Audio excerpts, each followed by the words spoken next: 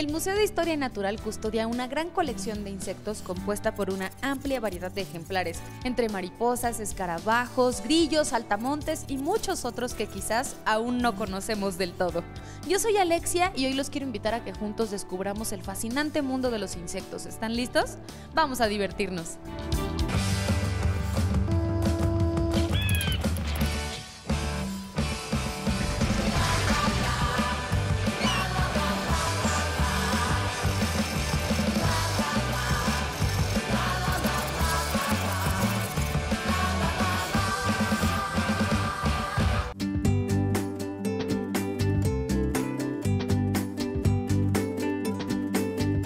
Estamos con la arqueóloga Mercedes Jiménez del Arco, directora de este museo, para conocer más acerca del hermoso proyecto que es la colección de insectos, que déjenme decirles es una colección bastante grande que no únicamente sirve para que nosotros conozcamos más acerca de ellos, sino también como parte de investigación científica. ¿Cómo surge este proyecto? ¿Cómo es que forma parte del museo? Esta exposición prácticamente, esta en específico y la colección, nace con el nacimiento del museo también. En 1971 es cuando empiezan a hacerse más donaciones y una de las más importantes es la de Roberto Müller.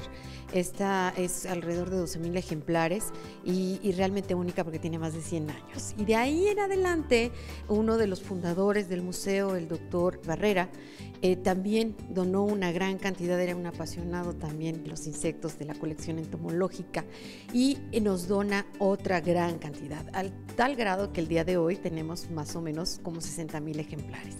Esta colección es realmente espectacular. Tenemos una parte exhibida para nuestros visitantes, para que la conozcan, sobre todo en este lugar como el que estamos ahorita, que son mariposas que han sido recolectadas a lo largo del tiempo, pero hay una gran cantidad de ejemplares que están de alguna manera resguardados porque son para un uso académico y científico. Entonces, esta colección científica es algo que realmente hace particular al Museo de Historia Natural y de lo cual estamos orgullosísimos y cuidamos a que esté lo mejor posible porque pues es un tesoro.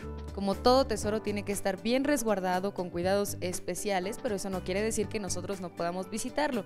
De hecho, podemos asistir de manera especial, ¿no? Hay que solicitarlo. Así es, Ale. Hay una entomóloga, una bióloga que es Maru Díaz y ella es justamente la persona que da este tipo de visitas a pequeños grupos. Por supuesto que pueden conocer más allá de lo que está exhibido en esta sala. Entonces, sí la pueden venir a ver, por supuesto, pero sí tenemos que tenerla resguardada porque son elementos muy delicados que la luz solar, el ambiente, nosotros mismos con todo lo que traemos de repente, ¿no? Del exterior, la misma grasita, además, pues de alguna manera deteriora. Entonces por eso tenemos que ser mucho más cuidadosos, un poquito diferente a como tratamos nuestra colección de exhibición, que son las taxidermias y todo lo demás que ustedes ya conocen del museo.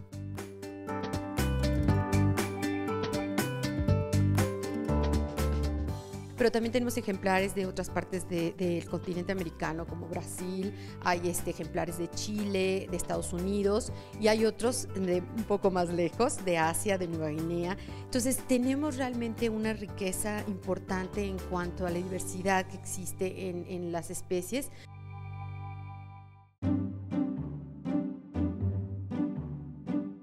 La bióloga María Elsa Díaz Batres tiene más de 50 años resguardando esta colección. Es una de las personas más importantes en el museo y la sala de exhibición lleva su nombre.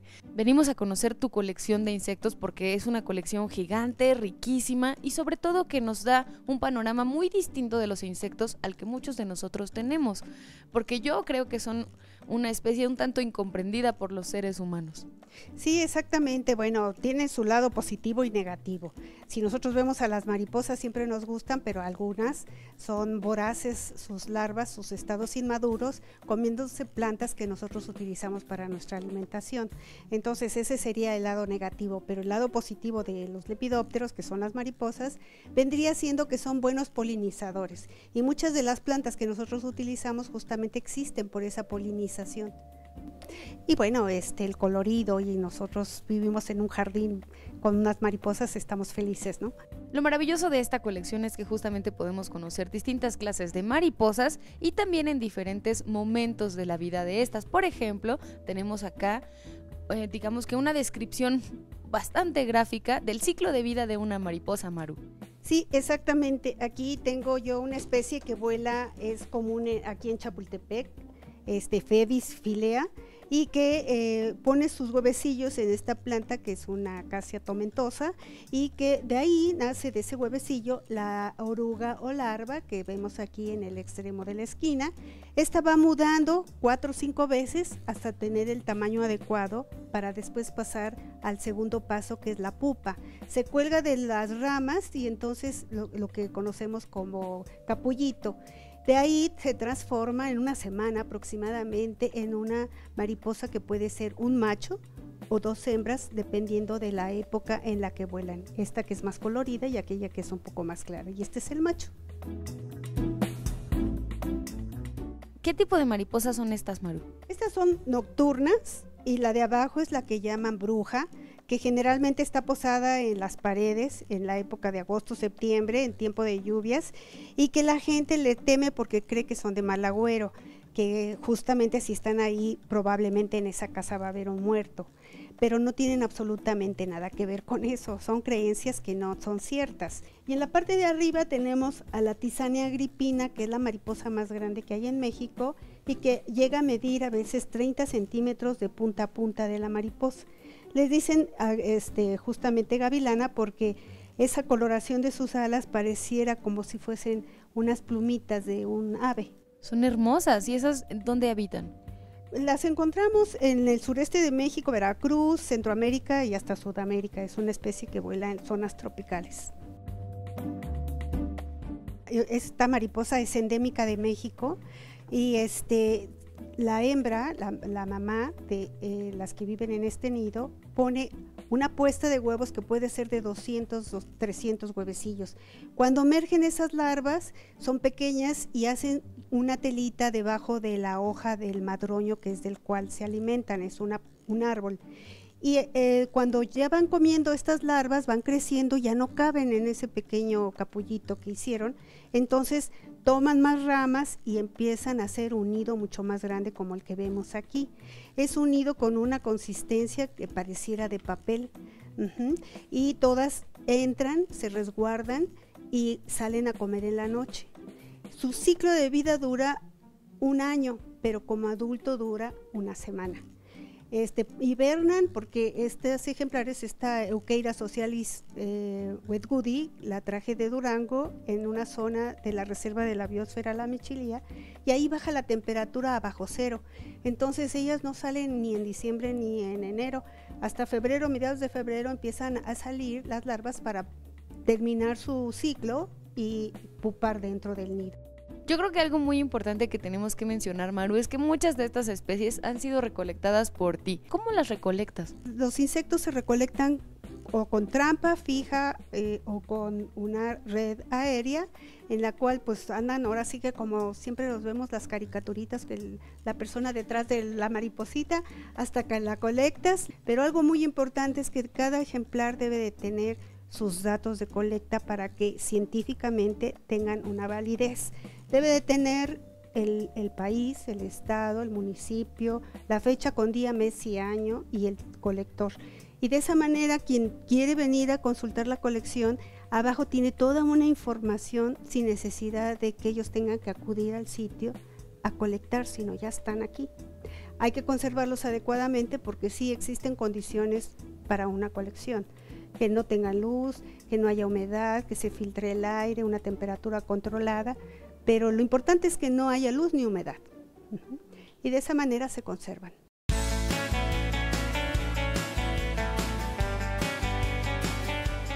Esta es una de mis cajas favoritas por el colorido que tiene. Es una colección hermosa de mariposas que fueron obsequiadas para Maru por un japonés, así que imaginamos que la mayoría son asiáticas. Pero Maru, ¿cuáles son las características generales de una mariposa?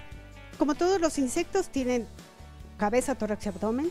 Las mariposas tienen 2 pares de alas, sus alas son muy características, formadas de 2 partes de membrana, entre ellas pasa una vena, por eso las vemos como más gruesecitas. Que cuando emergen pasa por ahí la hemolinfa, que es la sangre de los insectos, y de esa manera pueden extender sus alas. Las mariposas pertenecen al grupo de los lepidópteros, es su nombre, quiere decir Lepis, escama y Pteronala.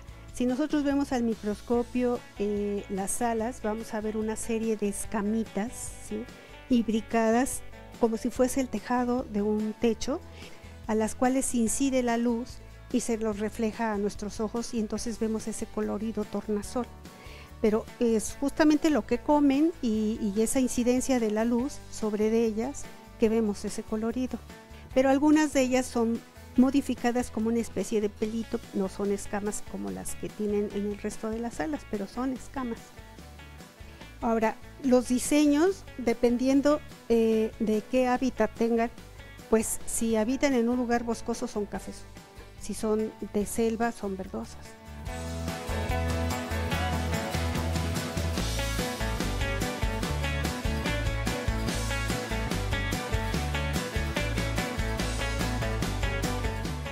Antes de continuar inmersos en el maravilloso mundo de los insectos, acompáñame a conocer una granja de lombrices.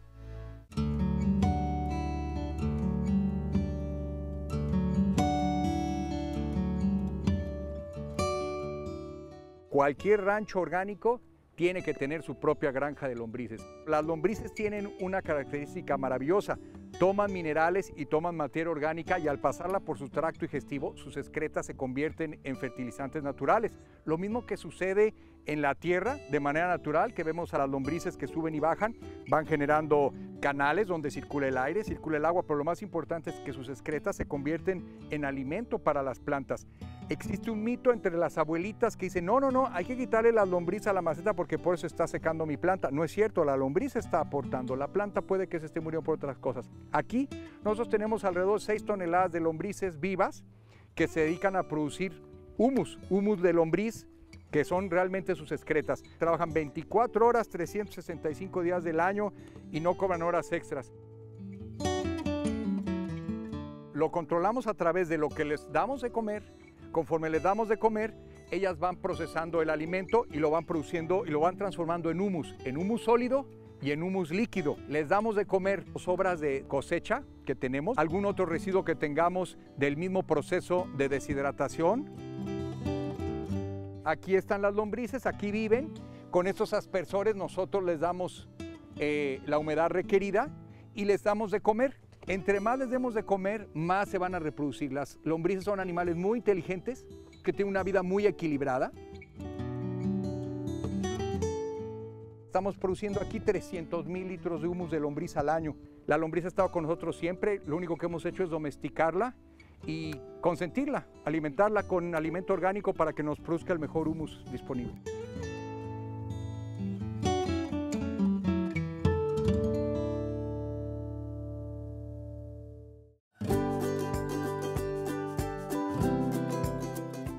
Sin duda una de las mariposas más famosas y también más bellas son las mariposas monarca, pero creo que hay muchos aspectos de ella que desconocemos. Sí, es una mariposa muy importante porque pues emigra, no todas emigran de la misma monarca, pero hay una que viene desde Estados Unidos y el sureste de Canadá en los meses de septiembre, octubre y llegando aquí a noviembre, atravesando toda la República Mexicana hasta llegar al eje volcánico transversal, que es en el estado de Michoacán y el estado de México.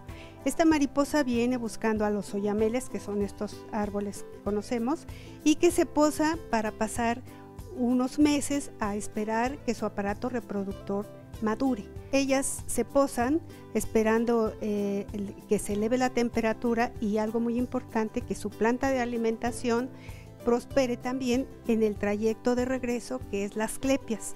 Esa planta es venenosa y le transmite a la larva y al adulto ese veneno, que son cardenólidos cardíacos, y que a las aves, que son sus depredadores, les ocasiona en un inicio vómito y después puede ser un paro cardíaco.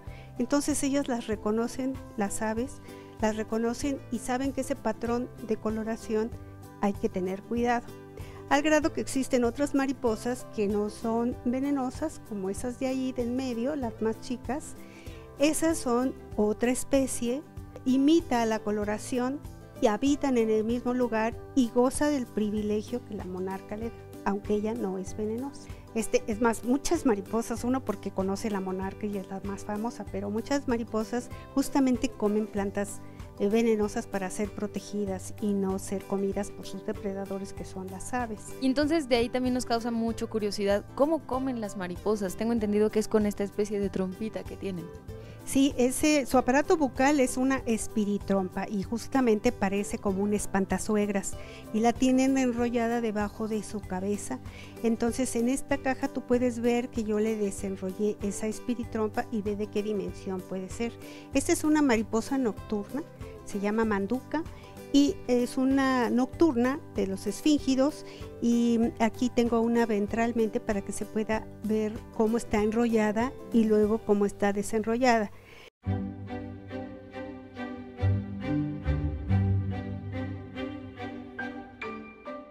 Los insectos se dividen en 27 órdenes, de las cuales Maru tiene aquí ejemplares de casi todas ellas.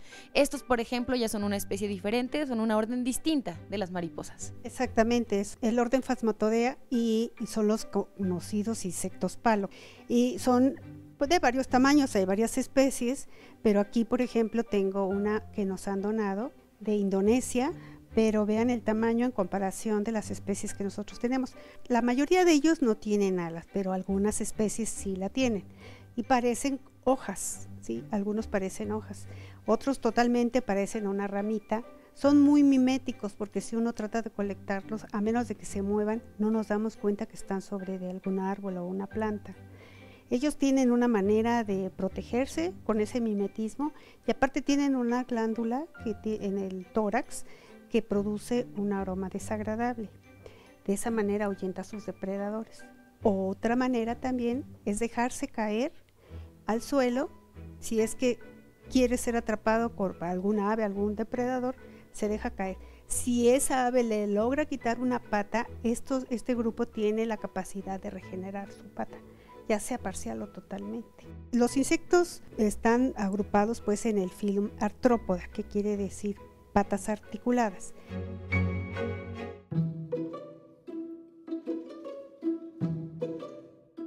Ahora vamos a ver una orden diferente de insectos en donde se encuentran varios de ellos. Yo creo que comenzaremos por los escarabajos, Maru, porque esos siempre nos impresionan mucho, hasta nos pueden llegar a dar miedo porque son muy grandes. Sí, está el Megasoma elephas, que es un escarabajo muy grande, que tiene un cuerno largo con el cual le sirve para defender su espacio, que es generalmente un tronco, y a su hembra. Entonces la hembra no tiene cuerno, pero el macho sí, que llega a pelear justamente con algún otro macho. Es el Megasoma elephas y vive en el sureste de México. Y algunos otros escarabajos que les decimos arlequines, y su característica pertenecen al grupo de los cerambícidos, tienen sus antenas muy largas y su primer par de patas también es bastante largo. Por eso su especie se llama Longimanus, por tener sus patas largas. Maru, ¿y los escarabajos con ese tamaño y ese cuerno nos podrían hacer algún daño? O sea, ¿tendríamos que ser precavidos con ellos? No, generalmente el cuerno les sirve para defensa entre ellos. Es más, no son buenos voladores porque pesan mucho, en comparación, por ejemplo, con un mosquito que se nos puede causar algún problema, sí, porque son transmisores de enfermedades, pero estos otros insectos en realidad no. Igual el escarabajo pelotero, que es el de color verde, el macho también tiene su cuerno y es el género Phaneus mexicanos el que estamos mostrando. El macho tiene cuerno y la hembra no. Ellos elaboran de estiércol sus pelotitas, las van rodando, de ahí viene el nombre, las entierran y en cada una de estas pelotitas la hembra pone un huevecillo en el cual después con el desarrollo va a surgir otro nuevo organismo, otro nuevo escarabajo. Y por este lado tenemos también otros insectos que suelen causarnos mucha impresión, pero que son más inofensivos de lo que pensábamos, los cara de niño. Sí, los cara de niño pertenecen a otro orden y son parientes de los saltamontes, chapulines y grillos. Y la gente los tiene satanizados creyendo que son venenosos, no tienen glándula venenosa y lo único que sí pueden hacernos es mordernos si tratamos de tomarlos con la mano, porque son buenos comedores de raíces y entonces sus mandíbulas son muy poderosas, pero de ahí en fuera no tienen veneno y no nos causan ningún daño. Pero hay otros que sí pueden ser un poco más nocivos para los seres humanos, al igual que los mosquitos, como las chinches. Dentro de los hemípteros, que es a donde pertenecen las chinches, hay una familia que alberga un grupo de chinches que pueden transmitir una enfermedad que se llama enfermedad de Chagas, porque fue el doctor que describió el ciclo completo. El insecto es vector, el insecto transmite un protozoario, que es el Trypanosoma cruzi. Entonces, esta enfermedad es gravísima en toda Latinoamérica, porque cuando la gente la detecta es porque ya tiene algún problema cardíaco o en el vaso o en el hígado.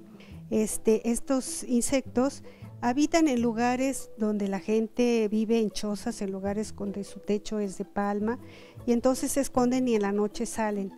Pican, chupan la sangre, y entonces no va en la sangre de estos insectos, o sea, en el piquete de cuando succionan, sino defecan, y entonces la gente siente ardor y se rasca, y entonces en ese rasquido hace una herida que penetra ese Trypanosoma. Entonces ocasiona esos serios problemas y puede causar la muerte cuando ya está muy avanzada la enfermedad. Y bueno, los insectos son el grupo, pertenece a los artrópodos y el grupo más numeroso, más exitoso evolutivamente sobre la Tierra. Y yo creo que ustedes van a salir pues yo creo prendados de muchos de estos bichos, porque son hermosos, tienen estructuras increíbles, importancia desde cualquier punto que lo veas, ya sea porque son polinizadores o porque son transmisores de alguna enfermedad o porque pueden ocasionar problemas a las plantas de los cuales nos alimentamos. Entonces tienen una importancia, pero esta parte de la colección a lo que se dedica es a la taxonomía. Aquí vienen y la visitan investigadores, pero también la visitan niños y grupos escolares, en los cuales es importante porque a ellos los enseñamos a que no les tengan miedo, que los observen, que se integren a la naturaleza, que no nada más es cemento en esta ciudad, sino también hay árboles, hay plantas y hay insectos.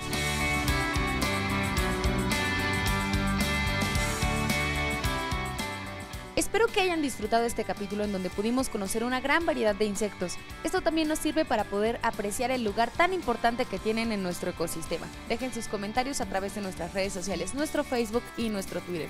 Y si quieren volver a ver este capítulo o cualquier otro, ya saben que los pueden encontrar todos en nuestro podcast en iTunes y también en nuestro canal en YouTube.